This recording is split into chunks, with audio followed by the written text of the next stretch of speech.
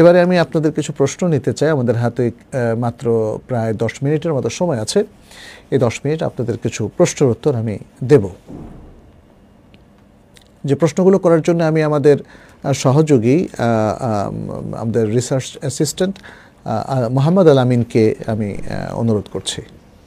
আসসালামু আলাইকুম। ওয়ালাইকুম আসসালাম ওয়া রাহমাতুল্লাহি ওয়া বারাকাতুহু। জি স্যার, আমরা প্রশ্নোত্তর সেশনে যাচ্ছি। জি, একটু দেরিতে আসার কারণে আমি একটু মিস করেছি। আমি প্রথম যে প্রশ্নটা এসেছে, প্রশ্নটা করেছেন কাজী মেহেদী আইডাল আউয়াল ভাই, তিনি ছাত্র। তিনি বলেছেন, স্যার উত্তরাধিকার সূত্রে পাওয়া জমির কি যাকাত দিতে হবে?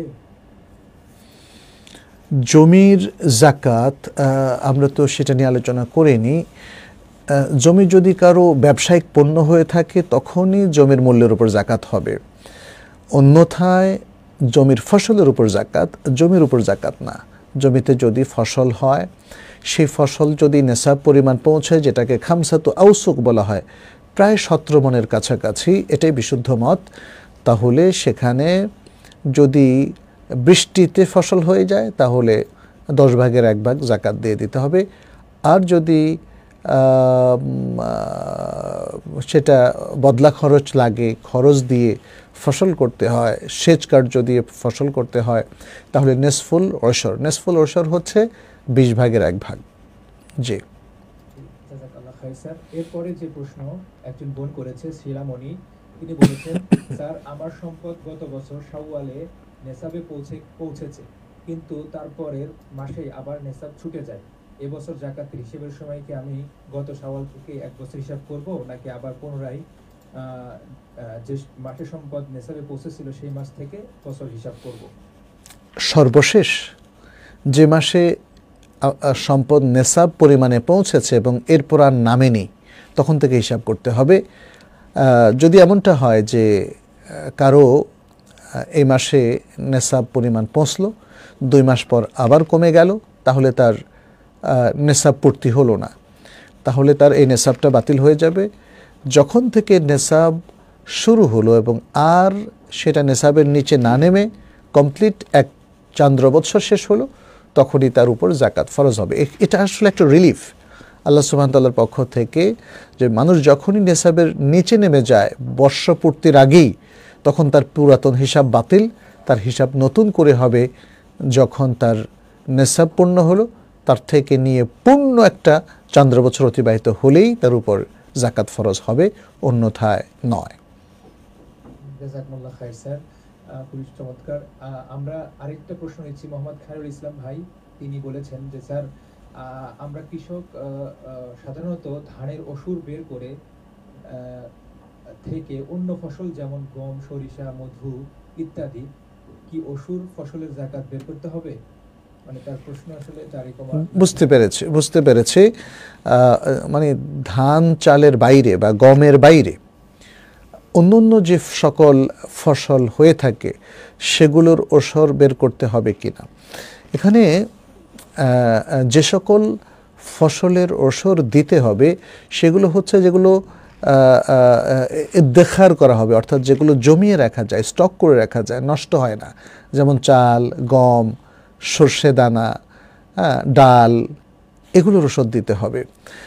যেগুলো পচনশীল, মাত্র 5 দিনে, 3 দিনে, 1 সপ্তাহ, 10 দিনে, 15 দিনে পচে যায়, এগুলোর কোনো ওষুধ নেই। যেমন আমরা ধরে নিতে পারি, যেমন শাক, লাল শাক, পালং শাক, তারপরে লাউ, কদু, তারপরে অন্যান্য যেমন ফল, আপেল, কমলা, আম, তারপরে লেবু, এগুলো কিন্তু বেশি দিন যায় না, কিছুদিন পরে শুকিয়ে যায়, নষ্ট হয়ে যায়, পচে যায়। তো এগুলোতে কি তাহলে কোনো যাকাত নেই? প্রথম কথা হচ্ছে যে এগুলো তো আসলে মানুষ যদি এমনি চাষ করে তাহলে তারা খাওয়ার জন্য অল্প চাষ করে। লাউ, কদু, একজন গৃহস্থ সে কি 17 মণ চাষ করে একসাথে? কখনোই না, তারা খাওয়ার জন্য অল্প চাষ করে। অতএব এগুলো সাধারণত, যেমন লাল শাক, একজন ব্যক্তি লাল শাক কী পরিমাণ চাষ করে খাওয়ার জন্যে? অল্প পরিমাণ, ছোট্ট একটা, হয়তো 1 কাঠা পরিমাণ ভূমিতে সে লাল শাক করলো, আরেকটাতে পালং শাক করলো। ফলে এগুলো খাওয়ার সাথে সাথে তার মানে ফ্যামিলির নিড পূরণ হয়ে যায়, আর আর তেমন কিছু থাকে না। মনে মনে 100 মণ 200 মণ লাল শাক, পাতা শাক, ফুলকপি কিংবা লেবু, আম, এগুলো কেউ এভাবে চাষ করে না খাওয়ার জন্যে বাদ দিয়ে যদি কেউ ব্যবসায়িক উদ্দেশ্যে লাল শাক, যেগুলো পচনশীল আমরা বলবো শস্য, কিংবা পচনশীল ফল, পচনশীল যেমন যে যে যে সমস্ত শসা, লাউ টাইপের যেগুলো আছে, সে শস্য হোক আর ফলাদি হোক, এগুলো যদি কেউ চাষাবাদ করে ব্যবসায়িক উদ্দেশ্যে, তাহলে তাতে ব্যবসায়িক জাকাত হবে, ওসরের জাকাত হবে না। ওসর হচ্ছে ফসলি জাকাত। ফসল হলো একটা ফসল, একটা জমিতে একটা ফসল আসলো, 17 মণ হলো, তাহলে তার 10 ভাগের 1 ভাগ বা 20 ভাগের 1 ভাগ জাকাত হিসাবে চলে যাবে। আবার 4 মাস পরে আরেকটা ফসল আসলো, সেখানে আরেকবার জাকাত। তাহলে একই জমিতে যদি পরপর 3টা ফসল হয়, তাহলে 3 বার জাকাত দিতে হবে। কিন্তু ব্যবসায়িক জাকাত 3 বার না, 1 বার। অতএব কেউ যদি শস্য কিংবা পচনশীল কোনো ফলাদির চাষ করেন কোনো জমিতে, সেটা যাই হোক না কেন, যতবারই আসুক না কেন, জাকাত তার জাকাতিয়ারের শেষে 1 বার দিতে হবে, এবং এটার হবে ব্যবসায়িক জাকাত। এটা 10 ভাগের 1 ভাগ, 20 ভাগের 1 ভাগ নয়, এটা হলো 40 ভাগের 1 ভাগ, 2.5%। পচনশীল দ্রব্য ব্যবসায়িক দ্রব্য হিসাবে কেউ ব্যবহার করলে তার ব্যবসায়িক হিসাব হবে, এবং সেটা হলো বছরের শেষে দেখতে হবে তার কাছে এই শস্য বিক্রি করে কতটুকু মূলধন আছে কিংবা মূলধন প্লাস প্রফিট আছে, সেটার উপর 2.5%টাকে জাকাত দিতে হবে, যদি সেটা তার সকল জাকাতযোগ্য সম্পদ মেলে সেটা যদি নেশাব পরিমাণ পৌঁছে। জি, জাযাকাল্লাহ খায়ের। ভাইয়ের দুটো প্রশ্ন ছিল, আমার মনে হয় সেটাও ক্লিয়ার হয়েছে। তার দ্বিতীয় প্রশ্ন যেটি ছিল যে জমির সর্বনিম্ন কত মণ হলে ফসলের জাকাত বের করতে হবে, উত্তর এসে গেছে। হ্যাঁ, উত্তর এসে গেছে। এরপরের প্রশ্ন আমরা লাইভ থেকে প্রশ্ন নিব, আমার জাস্ট আরো 2-3টা প্রশ্ন নেওয়ার পর ইনশাআল্লাহ যারা আমাদের জুমে আছেন একটু ধৈর্যের সাথে শুনতে থাকুন, ইনশাআল্লাহ আমরা আপনাদের সুযোগ দিব। এরপরে আহসান হাবিব ভাই বলেছেন, কেউ যদি বিনা সওয়াবের আশায় তার অতীতের হারাম কিছু উপার্জিত অর্থ মেনশন করেছে ইমাম বুখারী ট্রাস্টে যায় মসজিদ কমপ্লেক্সে দিতে চায়, সে কি দিতে পারবে, অথবা এই টাকা সে কোন খাতে দিতে পারবে? আমি বলবো যে ট্রাস্টের জনকল্যাণমূলক প্রচুর খাত আছে।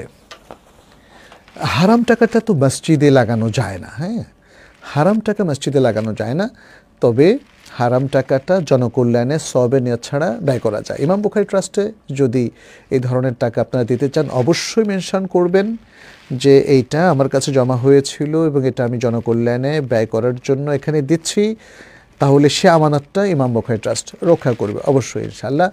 আর আরেকটা বিষয় বলি, অনেকে অনেক লোকদের থেকে ঋণ নিয়েছিল, কিন্তু দীর্ঘদিন ধরে ঋণ পরিশোধ না করার পরে সে ভুলে গিয়েছে পাওনাদারকে, হ্যাঁ, কার কাছ থেকে সে ঋণ নিয়েছিল।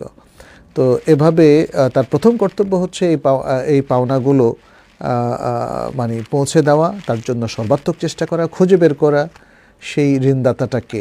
না পারলে পরিশেষে যদি তিনি সম্পূর্ণ ব্যর্থ হয়ে যান, তাহলে সেই টাকাটা তিনি ওই ব্যক্তিদের পক্ষ থেকে সাদাকা করে দিতে পারেন। সেটা মসজিদও দিতে পারেন, মাদ্রাসাও দিতে পারেন, যে কোনো জনকল্যাণে দিতে পারেন, তবে সওয়াবের আশাটা হবে পাওনাদারদের পক্ষ থেকে। আমি দুটো মাসালা মানে একসাথে উল্লেখ করলাম যাতে ক্লিয়ার হয়ে যায় আর কি, কোন টাকাটা আমরা মসজিদে দিতে পারবো, অন্যখানে দিতে পারবো, আর কোন টাকাটা আমরা শুধু জনকল্যাণে দিতে পারবো, মসজিদে দিতে পারবো না। জি, জাযাকাল্লাহ খাইর স্যার, অনেক সুন্দর। এরপরে যে প্রশ্নটা এসেছে, সাদিকুল ইসলাম ভাই বলেছেন, যাকাতুল ফিতর কি টাকা দিয়ে আদায় করা বৈধ হবে? যাকাতুল ফিতর টাকা দিয়ে আদায় করার ব্যাপারে উলামায়ে কেরামের একদল উল্লেখ করেছেন। তারা বলেছেন যে হ্যাঁ, যাকাতুল ফিতর টাকা দিয়ে আদায় হবে, এবং তারা অনেকে মানে কারো মতে এটা বলেছেন যে টাকা দিয়ে আদায় করলে সে যা ইচ্ছা তাই কিনে খেতে পারবে। তবে আমরা দেখি যে রাসূলুল্লাহ সাল্লাল্লাহু আলাইহি সাল্লাম এর থেকে যাকাতুল ফিতরের ব্যাপারে যতগুলো হাদিস এসেছে সবগুলোতে দেখা যাচ্ছে খাদ্যের কথা বলা হয়েছে, এবং নানা প্রকার তখনকার মদিনার যে খাদ্যগুলো, যেমন খেজুর, পনির, জব, ভুট্টা ইত্যাদি, গম, এই সমস্ত বিষয়গুলো এসেছে। তাহলে যাকাতুল ফিতর খাদ্য দিয়ে দেওয়াটাই হচ্ছে রেকমেন্ডেড। এটা রাসূল সাল্লাল্লাহু আলাইহি সাল্লাম দিয়েছেন, সাহাবাদের যুগেও জাকাতুল ফিতর তারা খাদ্য দিয়ে দিয়েছেন। পরবর্তী ওলামায়ে কেরামও সেটা উল্লেখ করেছেন। যারা মনে করেছেন যে টাকা দিয়ে খাদ্য কিনা যায়, তারা এটা কিয়াস করে এই মতটা পোষণ করেছেন। অন্যথায় হাদিস আমাদেরকে সরাসরি খাদ্য দেওয়ার কথাই বলে এবং বলে যে যেন জাকাতুল ফিতরের মাধ্যমে ঈদের দিন মিসকিনদের খাবারের ব্যবস্থা হয়ে যায়। জি, জাযাকুমুল্লাহ খাইর স্যার। আমাদের আসলে লেখা একজন প্রশ্ন করতে চেয়েছিলেন, দ্রুত একটু প্রশ্নটা করে ফেলবেন প্লিজ। আসসালামু আলাইকুম। ওয়ালাইকুম আসসালাম রহমতুল্লাহ। জি স্যার, আপনি বললেন যে 17 মনে হচ্ছে নেশাবে পৌঁছাবে ধান বা সরিষা। তো আমরা যেগুলো ডাল জাতীয় ফসল উৎপন্ন করি, যেমন মসুর বা আপনার মটর, এগুলো হচ্ছে বিঘাতে 8 মণ, 9 মণ, 10 মণ হয়। এক্ষেত্রে যদি বেশি উৎপাদন করি 10 বিঘা বা 5 বিঘা, তাহলে কি দিতে হবে, না যখন 1 বিঘা করছি তখন যেহেতু নিঃসাবে যাচ্ছে না তখন যেতে হবে না? এটা একটু ক্লিয়ার হতে চাচ্ছিলাম। জি, ধন্যবাদ। যখন আপনি 1-2 বিঘাতে করেন, যদি 1 বিঘাতে 8 মণ হয়, 2 বিঘাতে 16 মণ হয়, তো জাকাতের মানে ওশরের নেসাবটা প্রায় 17 মণের কাছাকাছি, 16+17 মণের কাছাকাছি।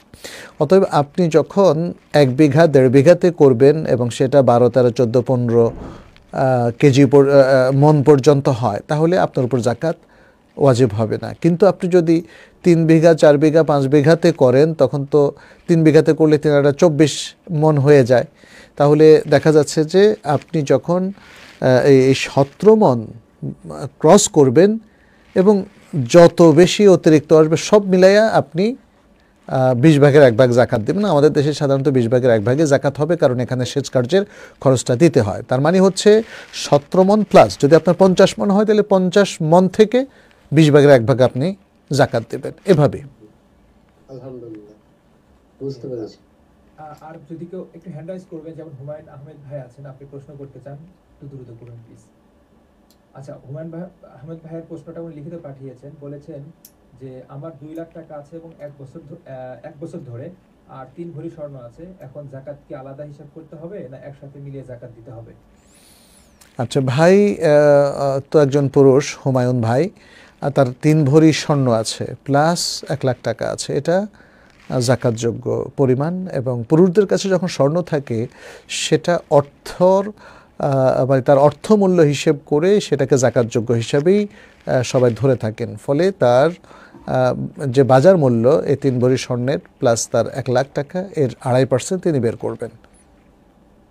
জাযাকাল্লাহ খাইর স্যার। আরেকজন ভাই লিখিত প্রশ্ন করেছেন, আশরাফুল আলম। তিনি বলেছেন একজনের কাছে 7 ভরি স্বর্ণ এবং 50,000 টাকা আছে, সে কিভাবে জাকাত আদায় করবে? যদিও আগের প্রশ্নের সাথে জি জি জি 7 ভরির সাথে 50,000 যদি আমরা অ্যাড করি, তাহলে কি সেটা স্বর্ণের নেসাবে পৌঁছে?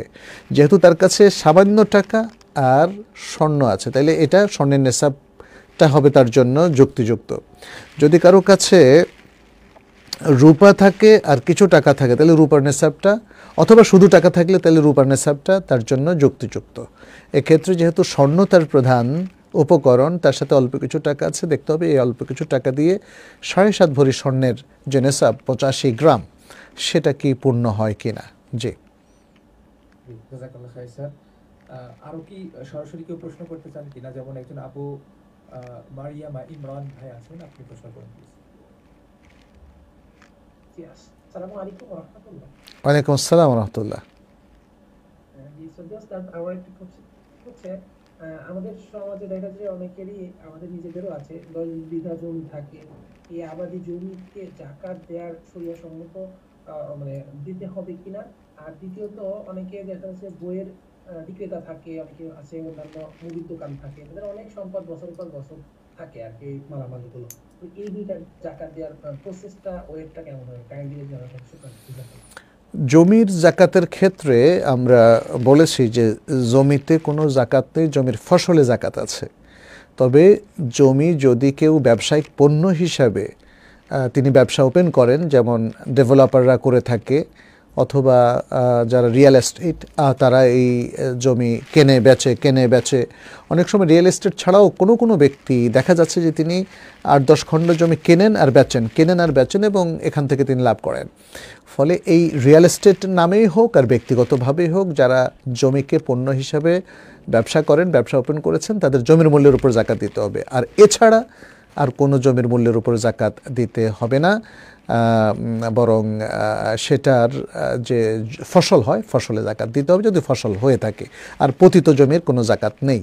আর সর্বশেষ যেটা আপনি বলেছেন যে সকল পণ্য ব্যবসায়িক পণ্য আমাদের কাছে থাকে, সেটার কোনো জাকাত দিতে হবে কিনা। হ্যাঁ, ব্যবসায়িক টাকা পয়সা, নগদ, ব্যাংকে যা আছে এবং ইনভেন্টরিতে যে পণ্যটা থাকে তার বাজার মূল্য হিসেব করে সবটা মিলিয়ে একজন ব্যক্তির আরও যা আছে সব মিলিয়ে জাকাতযোগ্য যে অ্যামাউন্টটা দাঁড়ায়, সেটা যদি কন্টিনিউয়াসলি 1 বছর নেশাব পরিমাণ থাকে, তার নিচে না নামে এবং যত উপরে যাক, তার সব এই জাকাতযোগ্য পুরো সম্পত্তির 2.5% বছর শেষে 354 দিনের দিন আর কি, অর্থাৎ তার পরের দিন তাকে জাকাতটা দিতে হবে 1 চান্দ্র বছরের পরে। তো আমরা আজকে মনে হয় ইফতারের টাইম হয়ে যাওয়ার কারণে আমরা এখানে শেষ করছি। আপনাদের সবাইকে ধন্যবাদ যারা আমাদের সাথে ছিলেন। আমরা আমাদের বইয়ের একটা ছোট্ট পরিচিতি পেশ করেছি এবং কিছু মাসলা মাসাইল দিয়েছি। ইনশাল্লাহ অচিরেই আমরা আবারও আপনাদের প্রশ্ন উত্তর দেওয়ার জন্য আসবো, আল্লাহর কাছে তৌফিক কামনা করে। আমাদের সিয়াম কিয়াম যেন তিনি কবুল করেন, সেই দোয়া তার কাছে চেয়ে আমরা আমাদের বক্তব্য আজকে এখানেই শেষ করছি। হাদা সাল্লাল্লাহু ওয়াসাল্লামা আলা নবিয়িনা মুহাম্মদ ওয়া আলা আলিহি ওয়া আসহাবিহি আজমাইন। ওয়াসসালামু আলাইকুম ওয়া রাহমাতুল্লাহি ওয়া বারাকাতুহু। সুবহানাকাল্লাহুম্মা ওয়া বিহামদিক, আশহাদু আল্লা ইলাহা ইল্লা আনতা আস্তাগফিরুকা ওয়া আতুবু ইলাইক।